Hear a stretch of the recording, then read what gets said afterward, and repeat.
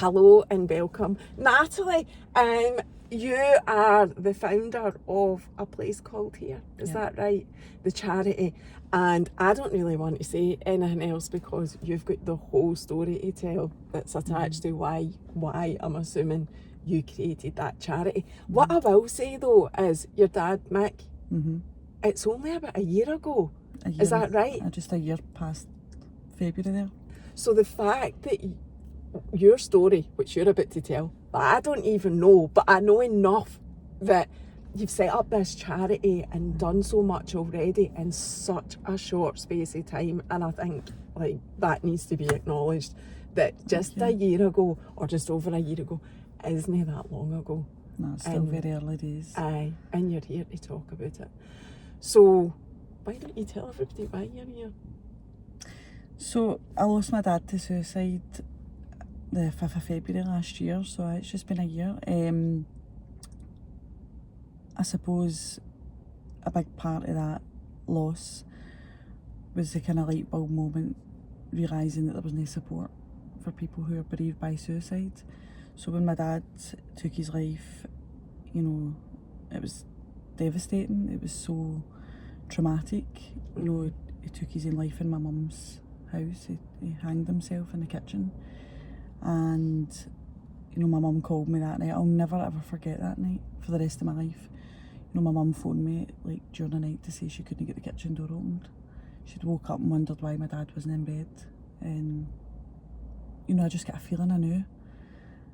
Just that feeling right away. And I says to her on the phone, I was like, do not open that door, I'm on my way. So my husband and I can't even remember the drive down, you know, like I just drove. By the time I'd got there, when I'd hung the phone up my mum, I phoned the ambulance. They responded right away. I vaguely remember the phone call. I can just remember phone saying, I think my dad's committed suicide. Can't remember much else of that phone call, to be honest. Jumped in the car, drove down. I remember phoning my sister on the way, because my sister stays in the corner from my mum. So my mum had phoned me and phoned my sister. My sister ran round the corner and then she phoned me and she was like, where are you? And I was like, I'm about 15-minute drive from my mum. And I was like, I'm on my way. And she was like, I says, tell me, is he gone? And she was like, just hurry up, I'll see you when you get here. She didn't want to tell me on the phone, and I was like, tell me. I just knew. And she obviously burst into tears and she's like, he's away. So when I got there, obviously I was in the kitchen, and by that time the police, the ambulance service, and the place was swarmed. My mum was just in a pure state of shock. So still feels surreal, to be honest, even when I talk about it. Even telling it. It's like you're telling somebody else's story. It feels surreal listening to it. So when I went in, I was just in autopilot mode. I was like, right, what needs done? You know, and I'm giving statements to the police, and I'm like, right, you know, my dad's in the kitchen, you know, his body. I'll never forget that night, ever. It was horrific. And then the police, the CID came, and, you know, they've got to rule out suspicious circumstances. And I just remember, we all got told to stay in the bedroom at that point. The ambulance service and all that were still there, and my mum was just in a state of shock. My sister was upset, me and my husband were just like, it just didn't feel real. Did they try to save him? No, he was gone. Oh, right. So, funny enough, when the ambulance service had come back into the room, they were brilliant. They made my mum a cup of tea and all that. My mum loves her tea. So they brought her in a cup of tea, and my mum says, is he going to be alright? And he was like, no, he's gone. So that's just one of the difficult things about suicide. Like, the kind of time of death registered on the death certificate is when the ambulance service come. Even though you get post-mortem and all that done, you don't find out the actual time of death. So we still don't know. Like, my mum went to her bed at 7:30 that night, because my mum and dad, completely different people. My mum loved her soaps. She used to tape all the soaps, and my dad liked his music concerts. He was like pure into all his music. He was a musician, self-taught musician. So he would sit up like late watching all these music concerts. So my mum at 7:30 was like, I'm away into my bed to watch my soaps, and he was like, oh, is that you away? And she went, nothing. I had been down that day to see him. Nothing at all. Not a thing. I had went down that day. It was a Sunday. I'd went down with my wee boy, and he was fine, absolutely fine. He'd been depressed for a while. He had a genetic disease. He had a degenerative illness that caused brain tumours.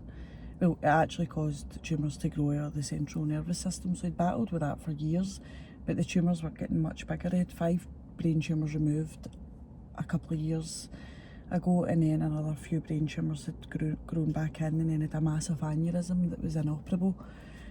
Every time we went to the hospital, he kept getting bad news. You know, there was, cancerous cells in his kidneys. And he was facing a really difficult death. But he still had a few years in him, But he'd lost his brother, Brian, the year before. And he never really got over that. That was a big part of the dip in his presentation and his depression.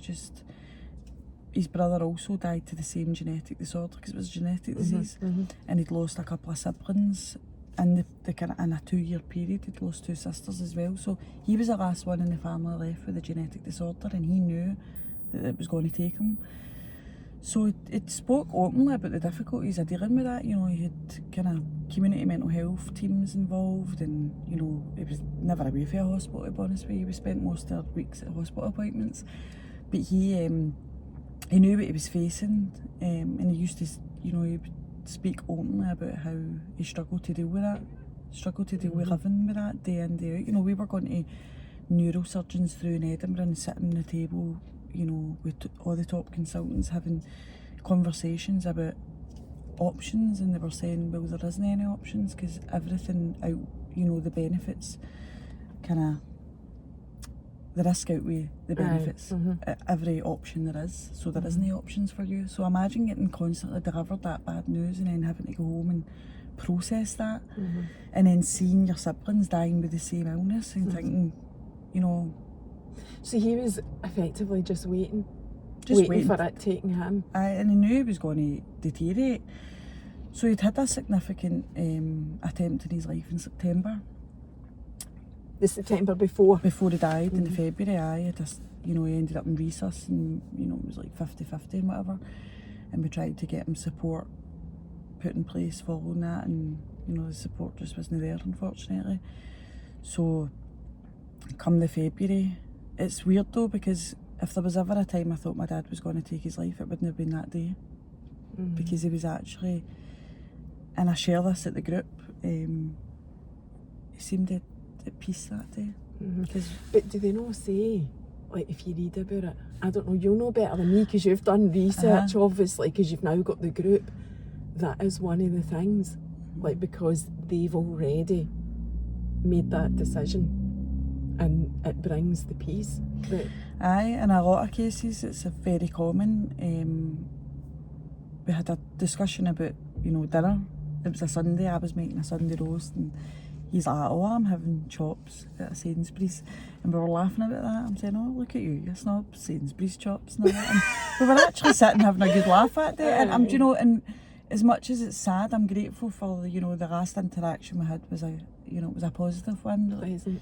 He was cuddling my wee boy, and just wee things that stick with you. He was saying, oh, you're a good boy, and he was cuddling, because he loved my wee boy. My wee boy talks about his papa every single day. He total papa's I'm boy. going to greet, I don't know how you can tell this story without greeting. But when I think back to it, and that's the thing that tortures you with the kind of suicide loss, you obsess, you fixate on the last, interaction, every interaction you had with them leading up to that. You can become fixated on that, because you start to go, what did I miss? The what ifs, the if onlys, should I have noticed that? When he was saying, oh, you're a good boy, and he was squeezing him tight, and he was saying to me, the last thing he says to me was, no, you get up the road and get a good sleep. You're shattered, that work is too much for you. He used to say that to me all the time, so that wasn't out the ordinary, right? But then I started thinking, did he know I wasn't going to get a good sleep that night? So why would he say that? Maybe he hadn't planned it. So, you know, you fixate on all these wee kind of things, and we've kind of discovered that at the group, that most people do that. They think about, you know, especially that last time they saw them. Oh God, I totally, I've known your position, I always say that, but I can totally understand that. Of course you would. That's the very last word interaction that you've had with the person. Of course you're going to do that. And he'd seen his psychiatric nurse on the Thursday prior to him dying, and I'd says to him that day on the Sunday, I was like, oh, how did you get on? And he was like, just the usual, just don't need to see them again. Kind of dating for me. And then I think, God, that's a bit of a red flag now looking back. But I was like, well, I'll follow that up tomorrow, because it was Monday obviously. Right.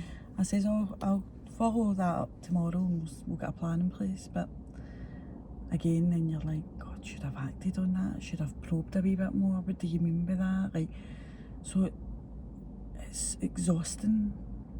And I think that's the difference between suicide loss and kind of generic loss.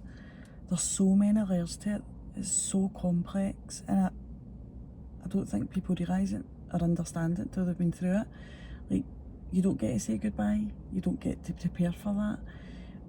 It's so sudden, and then all the stuff that comes with suicide, it's like the guilt. You know, could I have saved him? Did I do enough? You know, the what ifs. What if I did get him help, or tried to get him help that day, or what if I did this differently or that differently? Then it's the kind of, certainly no, this doesn't apply to me, but maybe like kind of older generation family members, the shame. Suicide is such a taboo subject still. There's so much stigma surrounding it. You know,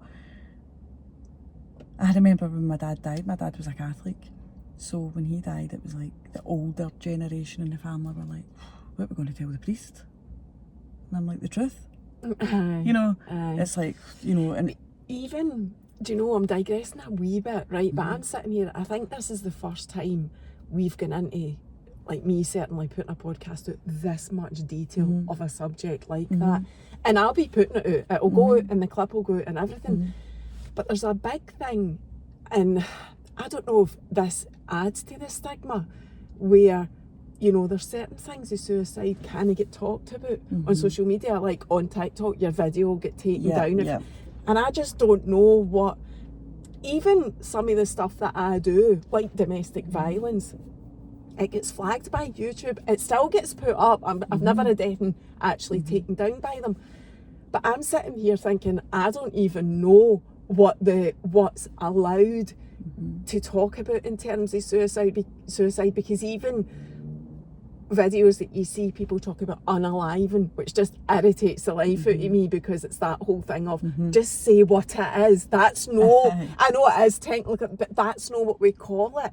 So I don't know. Do you think that adds to it, the fact that, you know, like these platforms don't allow it to be spoken about? But why?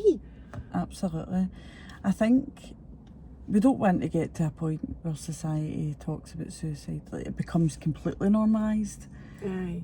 But it's no normal, like I recognise that, but it does happen. We need to talk about it. We need people to know about what you've set up. We need people to know where they can go. We need to know.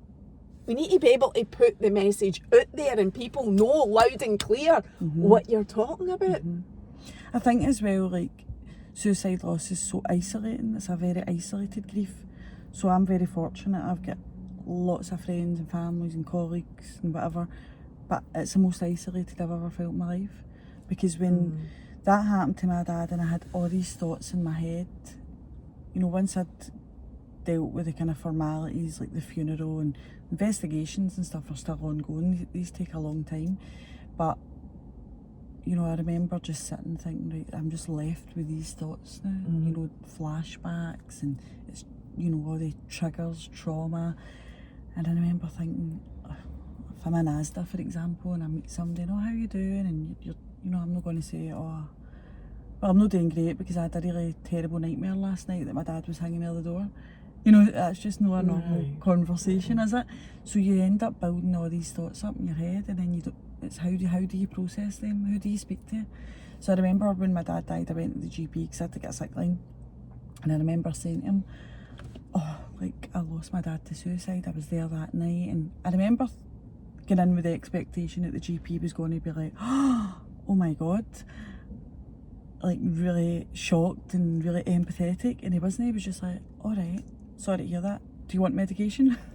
And I was like, no, like, I don't want medication. And, you know, medication works for some people. It wasn't a choice for me. I didn't want my symptoms to be numbed. I wanted to go through the grief and try and get out the other side. And I don't think you ever go out the other side of it. You never go over it. You learn how to live with it. So I remember thinking, is that it? Medication? Like, you're not even speaking to me about this. And I remember getting home and feeling, right, so is this it? Like, what is my options here? And I think that was probably the biggest driving force behind starting the group, because I was like, so the suicide numbers are going up. We know that. They're going up every year. They're not going down. But yet there's no immediate access to support for the families that are left behind. And I remember speaking to my husband about it, and he was saying the same. Like, he would have all these thoughts, but didn't want to tell me them because I was maybe looking like I was having a good day that day. So he was holding on to thoughts, and then I was holding on to thoughts because he was having a good day. Same with my mum, I didn't want to put thoughts into her mind because I'm thinking, maybe she's no thought about this. If I say this to her, then that might trigger thoughts that she's not had before. So then what happens is the family will end up just sitting with all these separate thoughts and no one to share them because they're no one to upset each other. So you become very isolated in your own thoughts. And I remember thinking, I just want to speak to somebody that's been through this. And I was fortunate enough that I had a friend who had lost her sister. And I remember saying to her, we went out on a play date with our kids, and I remember we were just sitting in McDonald's, and I was like, did you ever think this? Did you ever think that? Like, what was it? What were the thoughts that you... Do you mind me asking? No, that? things like quite graphic things, like, did you think about how long it took him to die? Like, that was the thing that I used to think, like, how did he know how to prepare a noose, and how, you know, he used my wee boy's stool to kind of get up onto the kitchen door. And I remember thinking, how did he know what to use, how to use it? He used the dog lead, tied two dog leads together. I remember thinking, how did he know to get the exact height? How long did it take him to actually die? Because the post-mortem results, they're very graphic, but they don't tell you the wee things. And it's crazy because these things don't matter. It's not going to change anything. It's not going to bring him back. But this is the things you want to know. And I remember her saying back to me, aye, you know, I'm years down the line and sometimes I still think about these things. And I remember that feeling of relief. I remember taking a breath and going, oh, right, it's not just me. This is normal. And that's when I went back to my husband, and I remember thinking, I says to him, you know, what if we created something? A space, a safe space for people that have been affected by suicide, and people can say what they want with no judgment, because we can all identify, we've all been there. And he was like, absolutely, that's exactly what's needed. So we kind of started the processes of like, how do we start it, where do we start it? You know, my friend Scott, he's a funeral director. He did my dad's funeral. It was amazing. And I'd kind of says to him, well, we're thinking about starting a suicide bereavement group. He's kind of involved in another mental health group, men with issues. I know, I've seen that you've been involved with them. So I knew that he would kind of know the logistics of kind of running a group, and he was like, well, you know, I'll speak to my colleagues over at Anderson Maguire and see if we can get you premises. And I was like, amazing. So, because we're actually not a charity, we're not registered. No, do you know, that just dawned on me when I was coming to meet you. I keep referring to you as a charity, but It's much but muchness, isn't you it? don't do you charge people for coming along? No, well, So we're self-funded. Aye, yeah. So my husband and I pay for it ourselves, basically, because we wanted something. It's not to say probably we'll go down the charity route eventually, but we wanted something to access immediately and for people to have access to. So we were like, we'll just go self-funded, it's the quickest route. So, but we've had a lot of help. So my friend Scott, he spoke to his colleagues in Anderson Maguire and they've offered his premises for free, which is amazing. So that is why the premises are at Anderson Maguire in Springburn. So we go, it's a beautiful, beautiful place. So we obviously started there and we never had any kind of idea what we were how we were going to do it. We were just like, we'll just speak for the heart and let other people speak for the heart, and we'll go. Didn't have great expectations for numbers because we just made up a couple of social media places, put the first meeting date, 6th of November was the first meeting, and 30 people turned up the first night. And we didn't know that. And that just gave me goosebumps. And that's just again testament to the fact that nobody talks about it. So you didn't know what the numbers. No. And to be honest with you, when cars kept pulling up, I was just, I was like, oh my God. I thought there'd be about 5 people. Because it takes a while for the word to get out. And what did you do? Just set up your page and like friends shared it for you? Basically that was it, social media. Aye. So the first night was so powerful. So people came in and shared, we'd kind of get in the room, we'd do a wee introduction. There's no pressure to speak. It's even just the strength and courage it takes for people to walk through the doors. That's amazing. So we always say that it's a very informal kind of atmosphere. You come in, you've got a good welcome, a cup of tea, coffee, whatever, have a wee seat, a wee blether, and then we kind of open up the meeting we do an introduction and Anton will he opens it up and then I'll share a wee bit. Is that your husband? Aye, so he kind of does the introduction and he brings energy, he's good fun. So I actually wondered if you would be here today because I realised from your page that it's the two of yous that do it, but somebody needs to stay and look after the way. Yeah, that's it, exactly. He'll be playing superheroes in it. So basically, so he does the introduction, we go in the room, just say your name and why you're here, and if you don't, you just say pass if you don't want to. But to be honest with you, everybody comes in, and that's see by the time you get in that room, and people have lost people 30 years ago, 3 months ago, 3 weeks ago, 5 years ago. For me, that was probably the biggest surprise for me. I thought it was only going to be people that had just lost people, because I'm thinking, surely all these thoughts the symptoms of this trauma must lessen as time goes on. Now they say time's a great healer and all that. But actually that was a big shock for me, because there was people who were 30 years down the line coming in and saying, I've not had anywhere to come and speak about this. I was just going to say that to you, and that person had been sitting with it. Again, I'm struggling to hold it together just hearing you talk about it. That person had been sitting with that for 30 years. 30 Could you years. imagine that? I know. Nowhere to talk about it. And especially all the years ago, it was worse than what it is now, suicide. I always refer to suicide as like, how back in the day when you spoke about cancer, you would say the big C. Aye, You couldn't even say the word cancer. Aye. Well, that's like suicide today. It's like the big S. People are like so scared to say it. And I think that's probably how you feel so isolated. People who have went through it, they feel so uncomfortable speaking to people about it. They don't know what to say. It's not that they don't care, they just don't know how to approach it. They don't know what... if I think back to before my dad died, I had a colleague that I worked with years ago who'd lost someone to suicide, and I remember feeling empathy and compassion towards that person and thinking, God, that's horrific. But I would never speak about it, because I didn't know what to say. I didn't know what was the right thing to say. Well, I just gave you an example before we pressed record. That is how I feel. Unless if somebody openly said it, I know I would wholeheartedly get fully involved in that conversation. But I wouldn't ask somebody either if I knew that had happened to them, because you don't.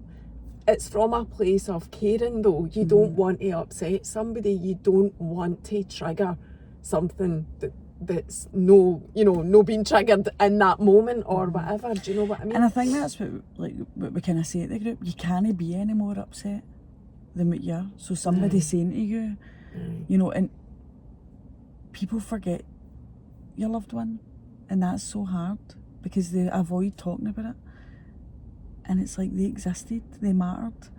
So we want to hear people talking about them. That actually is what matters to us. So it's good to hear that. It's good to hear it from somebody that's been through it. Because see, now I'm going to do that. I'm thinking to myself, I'm just going to ask. I actually love when somebody says to me, oh, do you remember that time your dad did this? Or my dad was a bit of a character. Or, I love when people talk about him. Because I'm like, aye, that's right, he existed. And he mattered. And we're very passionate about that in the group, that we speak about our loved ones, we talk about them and we mention their name, because what happens with suicide losses as well, and people probably don't realise this either, is that we're so focused on numbers. Suicide statistics, it's all the media, you hear it all the time. They become a number. Well, to the families, they're not a number, They're a parent, they're a sibling, they're a child, or so much more than a number. So see when people say things like, oh, that was terrible, that happened to your dad, and the numbers have went up this year. In that one sentence, there he is, he's in that sentence. He's not a number. So in the group, we, at anniversaries, we do a wee tribute to the anniversaries. We, families get a chance to tell stories about them, and, we can be hee-hawing and laughing. And it gives them a space to remember them, and people have said how much that's helped them in their healing. We've got a lady that comes and she had said that she'd obviously lost a lot of friends because people didn't want to speak about her loss because it was suicide, and she hadn't heard anybody say his name in 3 years until she came to the group, and we talk about him and we mention his name and we ask about him, and she says that has been so critical for me, for my healing. Like, he mattered. People remember him, people want to talk about him. So it's all the wee things that we do in the group together that's see the group, it's really helped me and my husband. People always say to us in the group, thank you so much for giving us a space, and thank you so much for doing this. Like, you've no idea how much this helps us. And I'm like, no, you have no idea how much you are helping us, because we're learning every single week. When somebody comes in that door and they share their experience, we're learning something for it, we're taking something for it. And not only are you sharing, the experience of the loss and what you went through and the emotions that come with that, you're also learning how to live with it. So the people that are maybe 10 years down the line are saying, well, I felt come year 3, I managed to cope a wee bit better, or Christmases weren't as hard, or this, So everybody's sharing their kind of coping skills. So that hope, that inspiration's there, you're giving people hope, because people are going in there and they've got no hope. They can't see how they're going to get through life carrying this pain. And then they go into that room and they're seeing all these people that are so many different years down the line, and they're getting a chat with them at tea time. People have one-to-one. So what you'll see is people kind of merging at tea time. So it's maybe people that have lost their children, when they're up making their tea at the tea time, you'll see them having a wee chat. And then you'll see maybe people that have lost their dads, you see them kind of getting together, and it's beautiful. The connection in the room, the power, the love in the room. And we've also got a wee WhatsApp group, because what Anton and I did was, because we don't have the answers, this is a group for everybody, it's not for us to say how it's going to run. So what we always say is, this is your group, send us over suggestions, what you would like to see here on a weekly basis, and we'll take it on board, and we'll do it. So a few people says, what about a WhatsApp group? And I was like, great. So we started a WhatsApp group just before Christmas. It was perfect timing, because Christmas is such a hard time, and so is New Year. And honestly, this group chat, it's something else. So people can just dump their stuff there and say, I woke up today, I'm having a really bad day, or something triggered me today. Because there's obviously still a lot of people that are still going through all the investigations, the procurator fiscal investigations and stuff. So as people maybe, put on that chat, I received a letter the day, it's really triggered me, I'm really upset, and everybody just gets involved in supporting that person. And then it'll go for that, and 20 minutes later we'll be sending funny gifs and jokes, and we'll be laughing, and it's amazing, and it's really helped everybody. So we've got the WhatsApp group, and then obviously we've got regulars that come every week, and then we've got newcomers that come every week.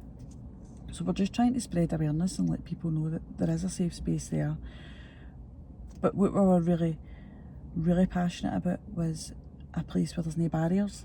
So when we lost my dad, when we tried to access support, there was always a barrier.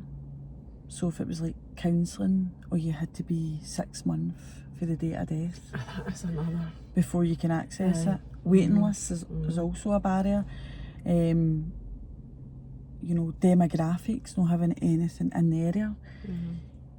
People like my mum, for example, she's a pensioner, hates technology, didn't want to do an online course, counselling course, didn't want to talk on the phone, because some of the supports that are out there, and some of these supports are amazing, I'm not saying that they're not, and they're needed, but they're not for everybody. So like my mum, I remember we went to the GP, and the GP was like, well, what about, you can phone up Samaritans or whatever. My mum's like, I'm not talking to somebody on the phone. And I was like, what about a wee online thing? Oh, I don't know how to work my phone. It's funny you saying that. Well, it's not funny, but you know what I mean. See the whole, so I'm 51, right? I'm not really that old, but see in my day when I was working for a big organisation and whatever, most things were face to face, right? Team meetings, group meetings, whatever. Yeah, we did have phone calls and we did have conference calls and that, but the majority of stuff was face to face.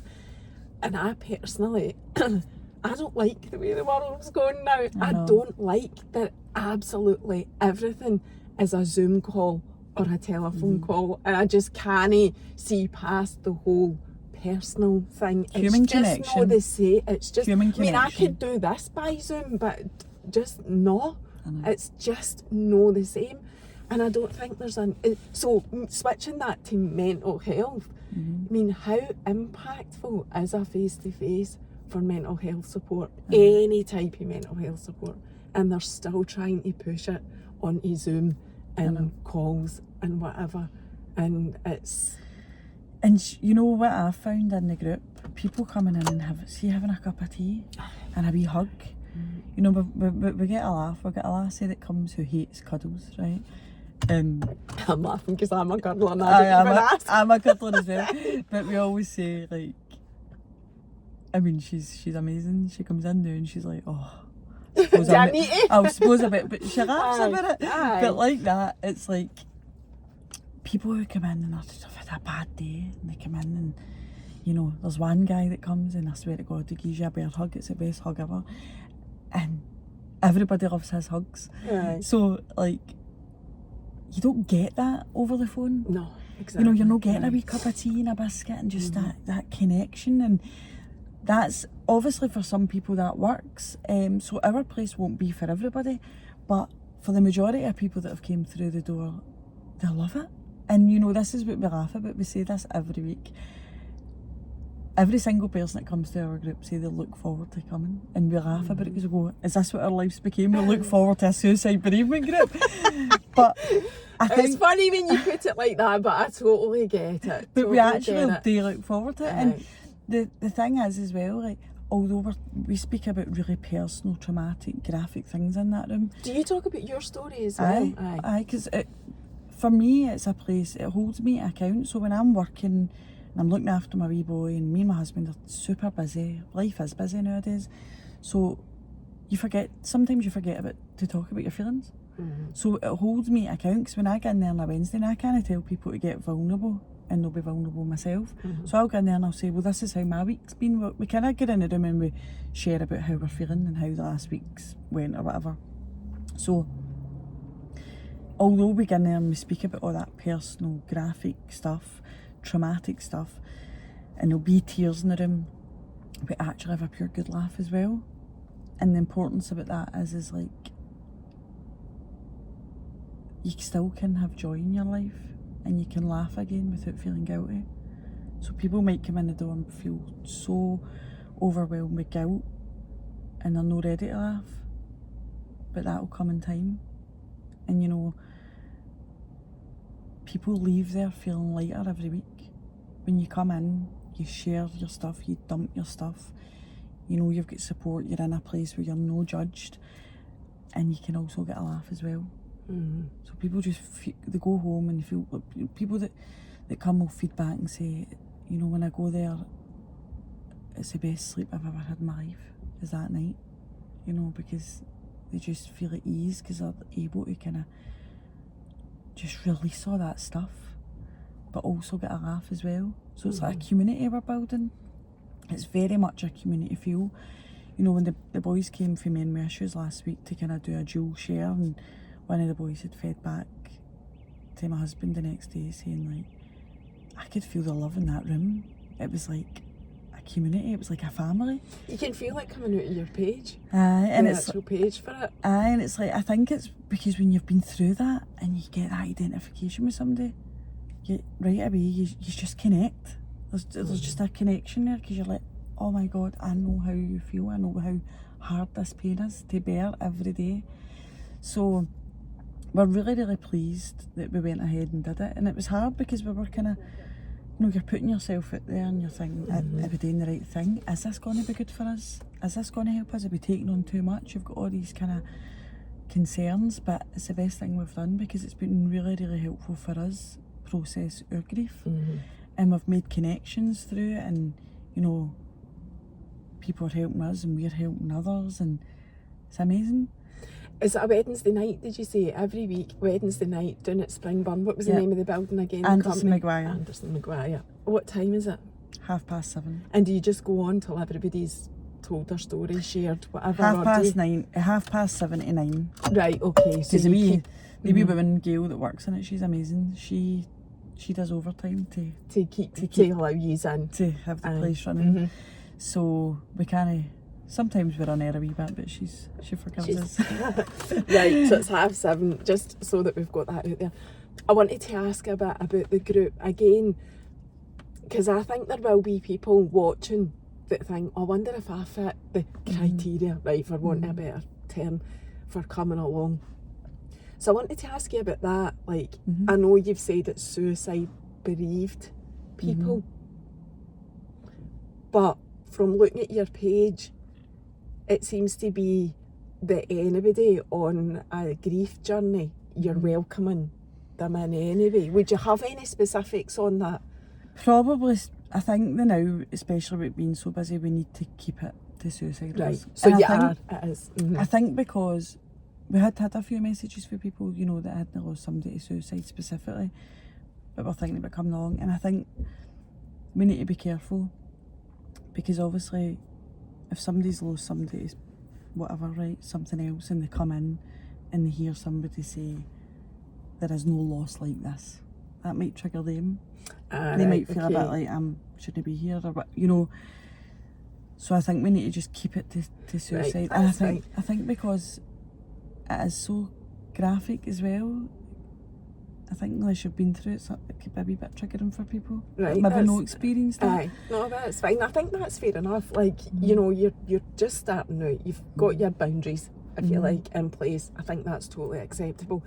Another question I wanted to ask you, and I hope this is all right to ask. Do you know how in some circumstances it's maybe no on the death certificate that it was suicide? You know, like maybe a heart attack or heart thing, because you know how that can be a reason for somebody dying, but actually it was suicide. Right, so what I'm trying to get at is where the family member believes that it was suicide, but that's not what the death certificate says. Would you go that? Aye, absolutely, because you get probable suicides, don't you? You get them, so can I see that a lot? It could be drugs and alcohol. Aye, that's kind of what I'm meaning, to be honest. So you do get a lot of that. It could be drugs or alcohol, but you don't know if it's intentional. Yes. But the family might think, well, I know they were struggling, or they maybe indicated that they wanted to end their life.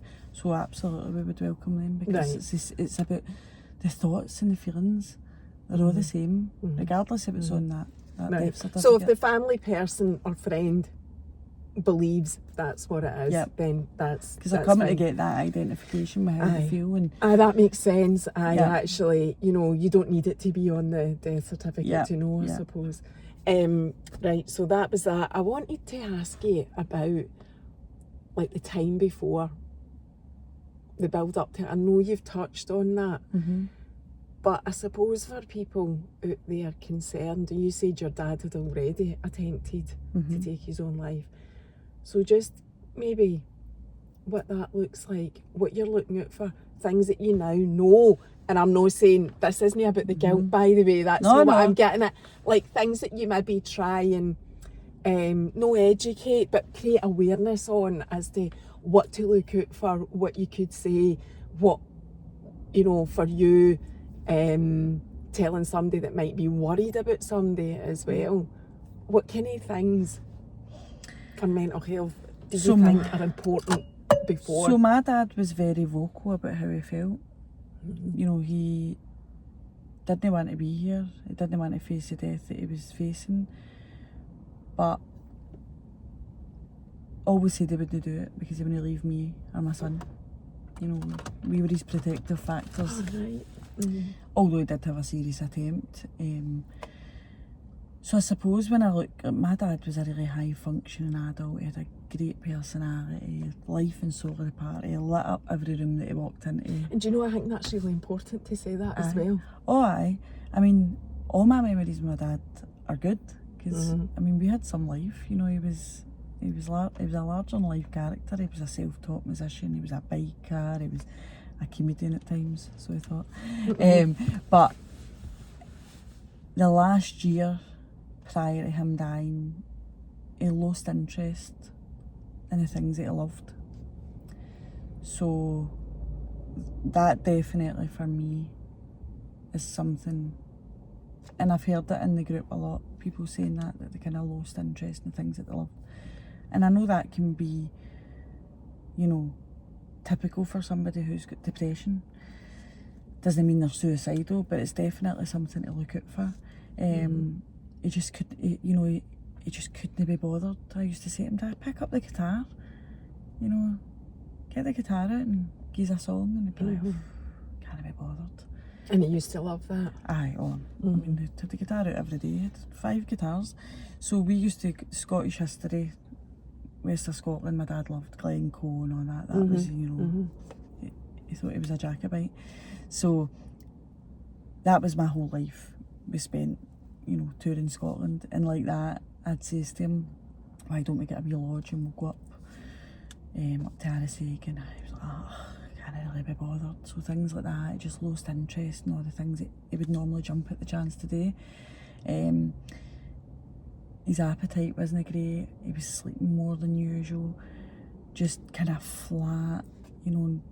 My wee boy, you know, the minute my wee boy walked in the room, my dad's face would light up and he would be rolling about the floor, wrestling and carrying on and that, and he just started to just, you know, you could see he was struggling, no energy, he was struggling to kind of interact with him as much as he would. But these were all concerns that I had voiced to, you know, the healthcare professionals that were looking after him. What I would probably say is, if you really feel that you're really concerned about your loved one and you're not feeling heard by services, don't give up. What can you do, Natalie, in that position? Because that is a massive thing. And we know that mental health services are under severe pressure. I'm not excusing them, by the way. That's not why I'm saying that. But what can you do as a family member? And what can you do when the person doesn't want to be helped? Well, that's really difficult. You know, you're kind of powerless over that. If somebody doesn't want help, you can't force them to take the help. All you can do is voice your concerns to the right people. You know, GP. If you think they're at immediate risk, obviously you would use your kind of emergency services, 999. Right. See, I didn't even know that. Aye. That's why I'm asking. 999. If you think they're at immediate risk, that would always be the first thing to do.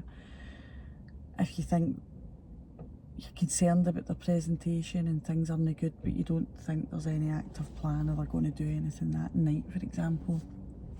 GP. Contact the GP, say you're concerned, get them in, get them assessed, or if they're open to the community mental health team,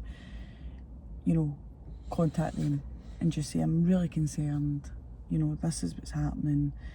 It's really difficult though, because I did do all that. Aye, so then there's that. I did do that, and I suppose in the end I probably got a wee bit complacent in the sense that I had voiced the concerns over and over again, and I was just waiting for reviews, and I knew that the services are really under pressure, and I know that there's people who are at immediate risk, so you kind of start going, right, I'll not follow that up again because I'm becoming a bit of a pest, and I'll just, and that is a thing, kind of hang off and wait. And that's probably the one thing that I regret the most, is that on the Sunday he says to me that he didn't want to see the mental health team again, and that was a real red flag for me, because I was like, nah, that's not something he would say. I mean, he would say that they can't do anything for me because he tried medications and that and it didn't work for him, but I wish I contacted crisis team that day. Is that something a member of family can do when you really feel yourself it's at that point? But then again, in hindsight, I probably would have phoned and they probably would have said, well, how does that comment mean that he's at risk? You get disheartened when you've voiced these concerns numerous times and you don't get the outcome that you want. You get to a point where you go, what is the point? What is the point? Nobody's hearing me. I'd voiced these concerns on multiple occasions, spoke to professionals about how, as a family, not just my concerns, as a family, we were concerned about my dad's presentation. His mood was low, we felt that he was at risk. We knew he was at risk because he took a significant attempt in his life. And did nothing change at that point? Nah, he was papped at the hospital during the night, papped out in his slippers. No mobile phone, no money. I pleaded with the consultant on the phone in A&E, please don't let him out. My husband had to leave his work during the night and found him lying in the street, Bird Street. Had to go looking for him. And she was like, well, he says he wants to go home and he can keep himself safe. And I was like, he's just took a significant overdose. He's prescribed medications 6 hours ago and he was in resus. How can you say that he's thinking rationally enough at this point, when he's completely under the influence of prescribed medication, that he can rationally say that he can keep himself safe? She's like, well, that's what he's saying, and I think he's got capacity to do that, so I'm letting him out. And I was like, he's not had a psychiatric evaluation, he's not willing to stay for a psychiatric evaluation. And I was like, well, you need to then detain him until he gets a psychiatric evaluation. So by the time he got home, my husband took him home, put him into bed, woke up the next day, he was still really groggy, under the influence of the medication. The community mental health team came out and seen him, but he just wanted his bed at that point. He was ill. He had all these physical health issues, and then he took all this prescribed medication. So he would be like hungover? Oh, it was bouncing, absolutely bouncing off the walls. He was like, I just want my bed. Are you going to do it again? Are you at risk of it? No, I just want my bed. Went to his bed and that was it. So we need to really look at what we're doing. We know that people are in crisis and we can't give them the resources that they need. I think the government really need to look at the whole system. And is that part, you mentioned investigations, is that as much as you would say about that? Because is that part of your whole process? So you've got independent investigations. So if they were open to community mental health team, they would do their own significant event investigation. And then the Procurator Fiscal, they do their own investigation. So the Procurator Fiscal, they gather all the information for all the services that were involved in my dad's care. Do they do that, right? I need educated on that bit. Do they do that automatically after a suicide case, or does the family need to pursue it? I don't think so. I think they only do it if they think that there's a case there to be investigated. But do you ask them? So I had a lengthy discussion with the PF after my dad died about, to look at the causes of death, right? Mm-hmm. So obviously they ask you the background. He was open to mental health services, he had significant attempts in the past. He was open to other services. And then they kind of make a decision If you've got a case. Well, we need to look at this information, and is there a case for systematic failure, because obviously it was open to a couple of services, and as a collective they failed them. So they then pursue that investigation, but that can take years. And we know people that have came into the group, they're kind of non-fatal inquiries, the fatal inquiries in the prison service. We've had a few people that come to the group, and they're like 7 years before that the investigations are concluded. So you're leaving families to sit with all that stuff, knowing you're going to get a letter through the door or a phone call. The thing is with suicide, the thing that drives you mad the most is the questions you're never going to get answered. No, my dad didn't leave a suicide note. I was going to ask you that, actually. Most people, actually, that I've spoke to, they haven't left notes. Some people have. Does a note make a difference in your experience from your group? In some instances it has, and then in others no. Some people have said it's left them with more questions. Aye. So, and that's the thing with suicide, you're left with all these questions, and you're just consistently thinking, what was I thinking, and what if we did this differently, and but then when you've got all that to deal with, and just the grief, the loss of losing that person, and then you've got all these investigations, and it's very insensitive how it's approached.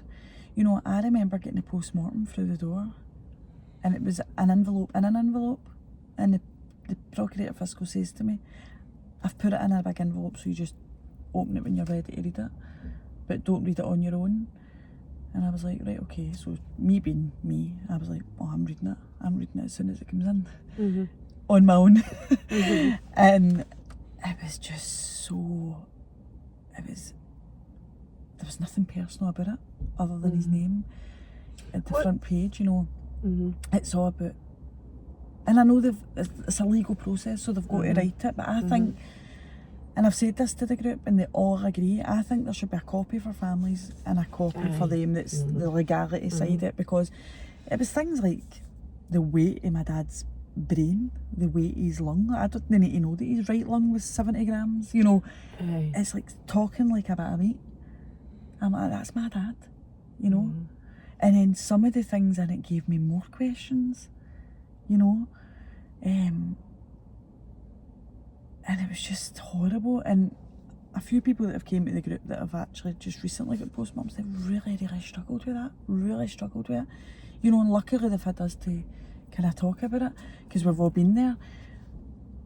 But this is like, when you look at services and you look at systems, right? So when you lose somebody to suicide, you go to a GP, there's nowhere to access immediately, right? Unless you're going to take your own life and you're in crisis, there is nowhere that you can access in the moment. Then you look at the kind of Procurator Fiscal and the police, or the other side, at the kind of justice side. For them, it's just legal processes that they've got to do. That's their job.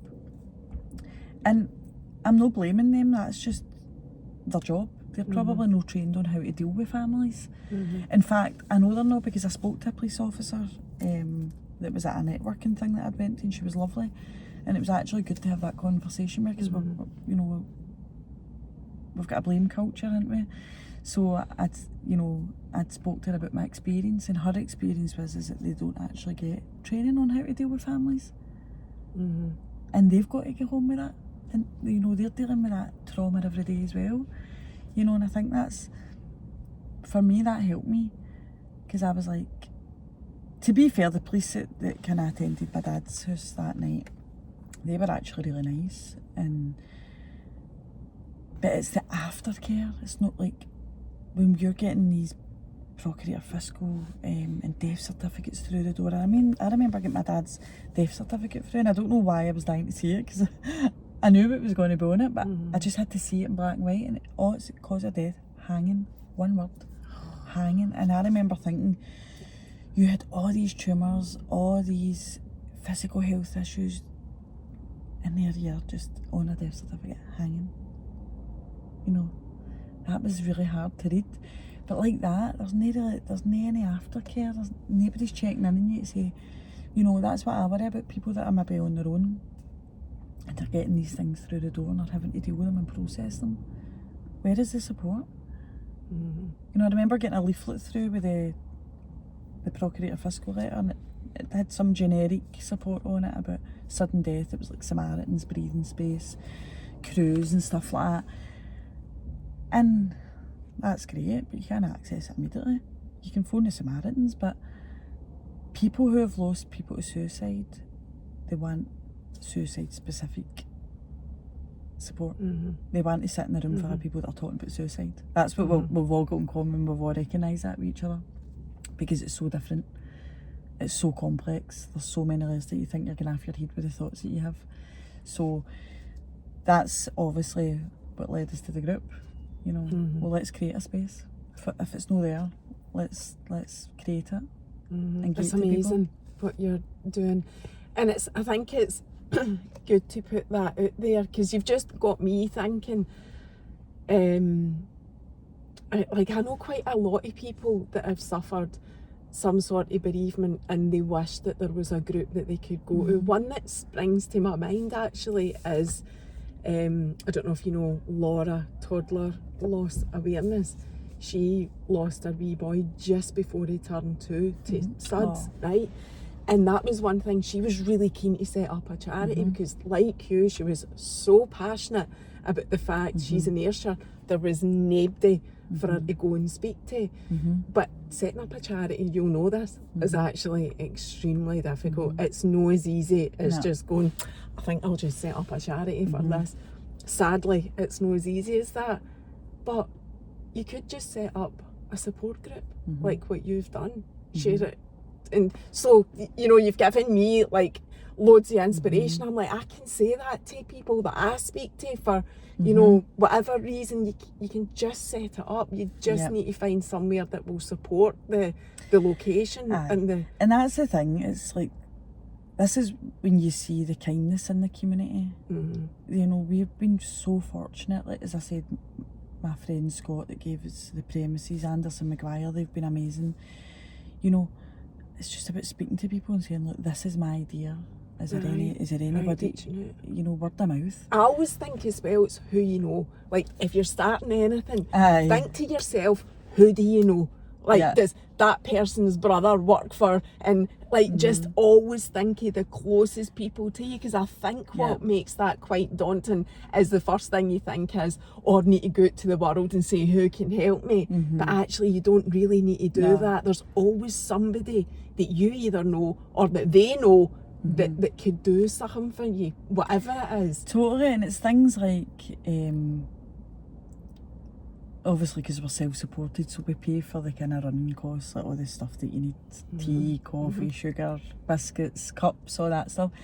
And I remember when we just put it out on social media that we were starting, like 6th of November was the first day, and like one of Anton's pals, he's got a wee cafe over on Steps, he phoned and was like, I'm just dropping something off at your back door, and there was like 500 cups at the back door.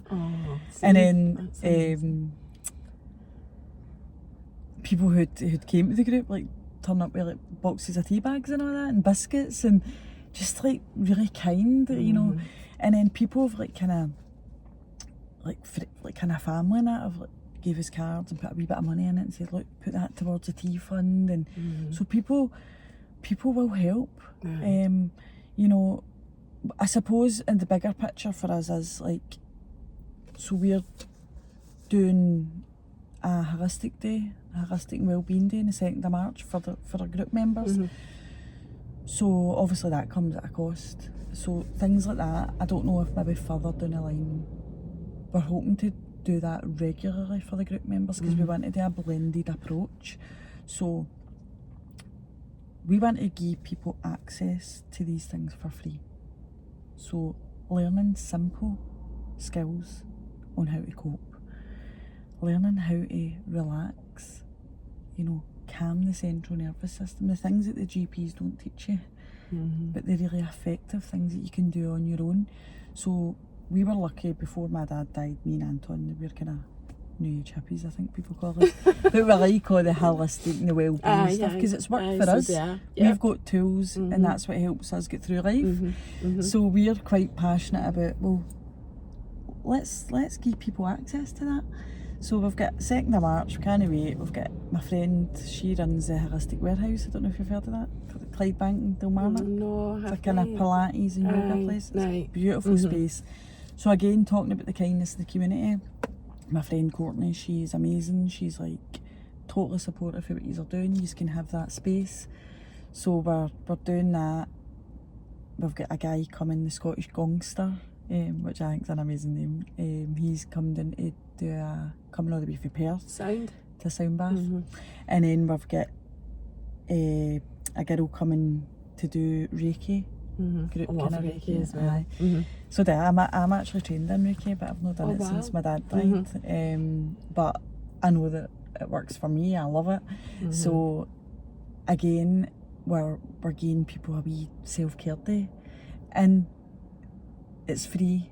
They'll come, they'll access it, they might take something away from it and go, I really like that, or I didn't like that so much, but I really like that, so I'm going to start doing that. And it's just giving them a wee chance to heal and give them a wee bit of me time. Because when you're traumatised and you're in autopilot and you're running away from your pain, you know, you end up just running yourself right into the ground, really. So it's about, let's stop, let's decompress, you know, let's breathe. So we're going to do that. Sunday the 2nd of March we're doing that, but what we're kind of hoping to do is longer term is to be able to offer something monthly and do a kind of blended approach. So have the safe space every Wednesday for people to go and say what they need to say, for anybody just to turn up. But for people who come regularly and are maybe in the group chat, or they follow us on social media and they want to try something holistic, they can come along to the monthly event. And it'll be something different every month. It'll be maybe an outdoor thing. We might go for a walk, maybe a wee bit of cold dipping, a wee bit of something. But we'll change it up every month. But I think that's important as well, because see, when I lost my dad and I didn't have anywhere to go to, my friend, she runs a wee sanctuary.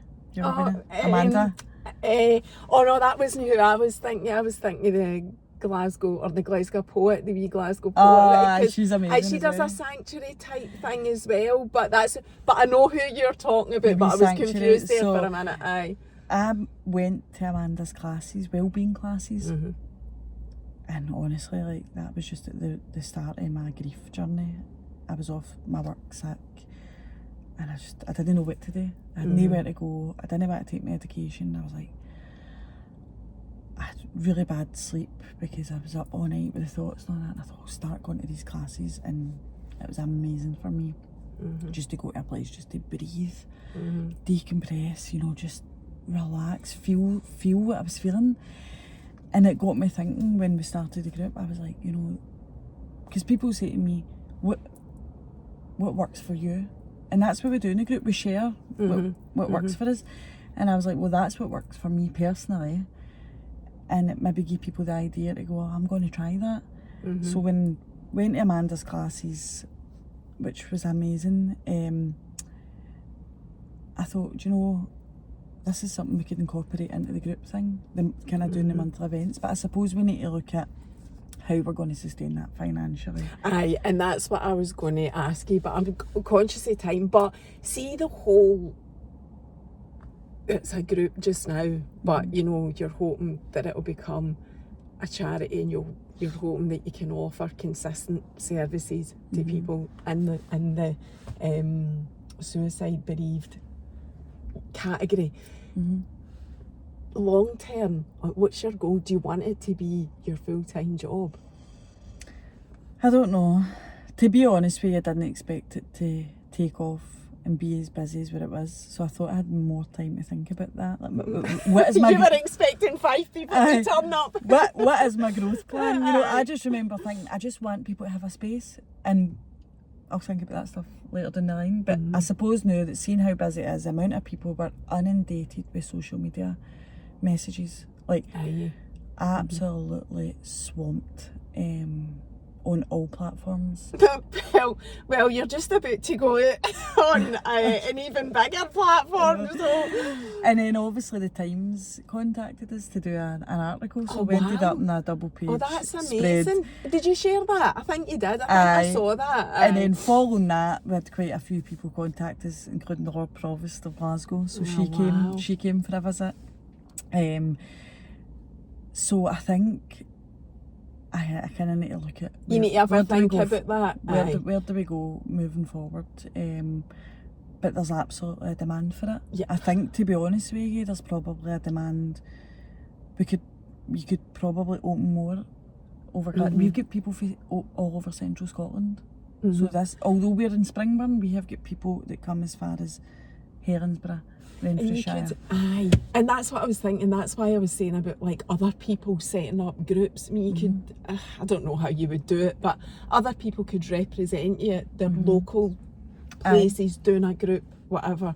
I don't know how any of that So we kind of need to look.